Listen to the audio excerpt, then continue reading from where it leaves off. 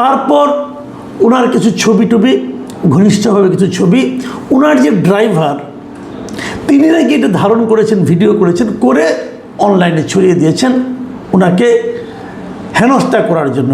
ওনার ড্রাইভারের নাম হলো ওবায়দুর রহমান। এই ওবায়দুর রহমান সাহেব দেখলাম আবার উনি একটা চিঠি লিখেছেন, মানে পাবলিক করেছেন চিঠি। সেটাতে উনি বলেছেন যে ওনাকে নাকি এই গাজী নজরুল ইসলাম সাহেবের লোকজন যে ওনাকে মেরেছেন এবং মারার পর ওনার ফ্যামিলিতে বাসায় যেয়ে মেরেছেন, মারধর করেছেন, এবং এই সমস্ত কারণে উনি সরকারের কাছে ওনার নিরাপত্তা চাচ্ছেন। এবং ওবায়দুর রহমান সাহেব আরও বলেছেন যে আমি তো ওনার ড্রাইভার ছিলাম, বিভিন্ন সময় ওনার সঙ্গে বিভিন্ন জায়গায় গিয়েছি, উনি একটা খুবই কত খারাপ লোক গাজী নজরুল ইসলাম, এই সংক্রান্ত উনি একটা ডিটেল বর্ণনা দিয়েছেন। এবং কত জায়গায় কয় কয় জায়গায় উনি কোন কোন জায়গায় নারীদের নিয়ে গিয়েছেন তারও একটা বর্ণনা দিয়েছেন। ওই ডিটেলে আমি যাব না, যাওয়ার দরকারও নেই। এখানেও একটা প্রশ্ন যে আপনি তো অনেকদিন ধরে ড্রাইভারই ছিলেন, তা আগে কেন ছাড়লেন না চাকরিটা, এখন শেষে এসে মার খেয়ে ছাড়লেন, মানে ঘটনাটা কী? এগুলো নানা ধরনের কথা কিন্তু আছে।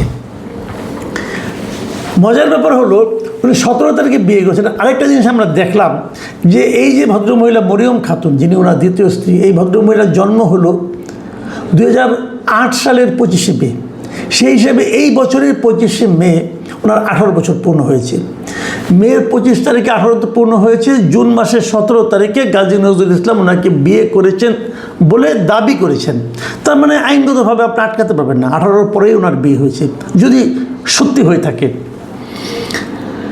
ইন্টারেস্টিং হলো যে এই 17 জুন উনি বিয়ে করেছেন, তার ঠিক 5 দিন পর 22শে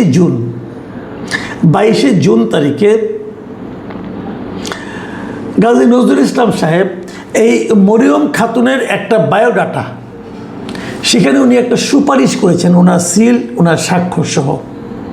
সেই সুপারিশে উনি লিখেছেন যে ওনাকে মানে জোর দাবি জানাচ্ছে ওনাকে চাকরিটা দেওয়া, একটা কাজ দেওয়ার জন্য আর কি, ব্যাপারটা গুরুত্ব সঙ্গে বিবেচনার জন্য মানে উনি সুপারিশ করেছেন। এবং এই যে বায়োডাটাটা আছে, সেই বায়োডাটাতে মরিয়ম খাতুন নিজেকে দাবি করেছেন যে উনি আনম্যারিড, মানে অবিবাহিত। তাহলে বিয়ের 5 দিন পর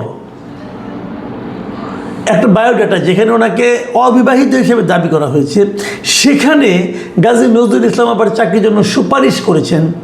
বিষয়টা একটু কেমন হয়ে গেল না? 5 দিন আগে বিয়ে করছেন না ভাই, 5 দিন পরে উনি তাকে চাকরির জন্য সুপারিশ করতেছেন এবং সেখানে লেখা উনি অবিবাহিত। হিসাবটা কিন্তু মেলে না ঠিক। তারপর আরেকটা কথা, 22 তারিখে যেদিন উনি সুপারিশটা করলেন ততদিন তো তার বউ হয়ে যাবে, স্ত্রী হয়ে যাওয়ার কথা। তো উনি এসএসসি পাস মাত্র, তো এসএসসি পাস, সায়েন্স থেকে এসএসসি পাস, তার জন্য উনি কী চাকরির সুপারিশ করেছেন এটা কিন্তু আমার কাছে ক্লিয়ার না। এসএসসি পাস একটা মেয়ে কী চাকরি করতে পারে? আয়ার চাকরি করতে পারে, অফিসের পিওনের চাকরি করতে পারে, এছাড়া কী চাকরি করবে? আপনি এসএসসি পাসকে আর কী চাকরি দেবেন? যত বড় সুপারিশে আসুক না কেন, চাকরি তো দেবেন আপনি, কী চাকরি দেবেন আপনি?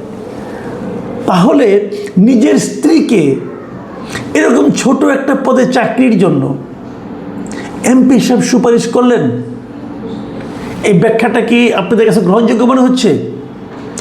এটা যেমন প্রশ্ন, তখন আরেকটা আশঙ্কার কথা এখানে আসে এর বিপরীতে। সেটা হলো যে তাহলে কি ঘটনাটা অন্যভাবে ঘটেছিল, যে চাকরি দেওয়ার প্রলোভন দেখিয়ে ওনাকে ব্যবহার করেছেন উনি?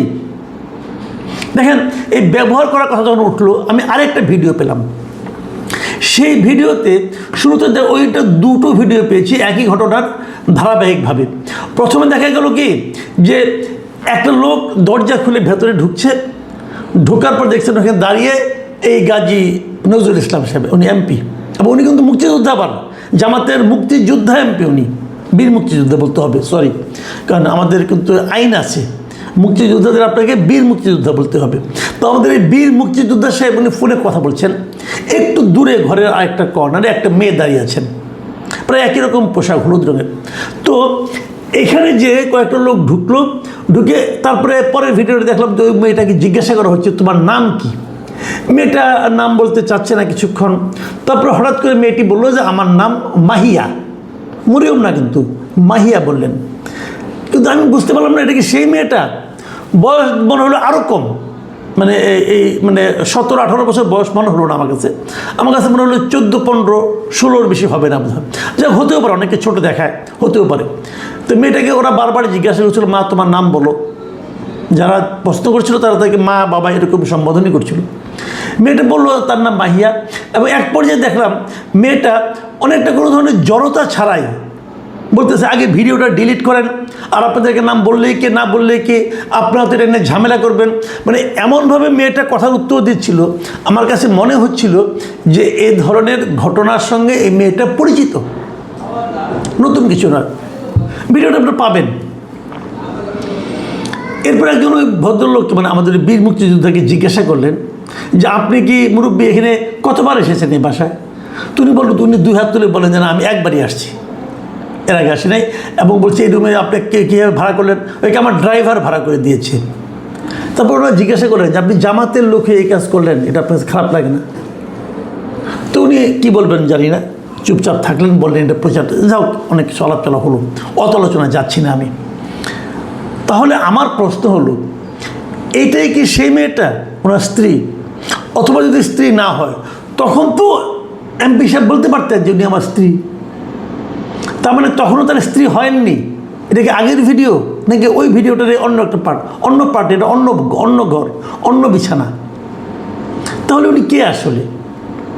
যদি ওনার বর্তমান এই যে মরিয়মই হয়ে থাকে, তো উনি তো নিজের নাম বলেন মাহিয়া, মরিয়ম তো বলেননি। তাহলে এই ঘটনাটা কি? তার মানে উনি কি এই ধরনের কাজ প্রায়ই করেন? উনি কি এই ধরনের কাজ করতে অভ্যস্ত?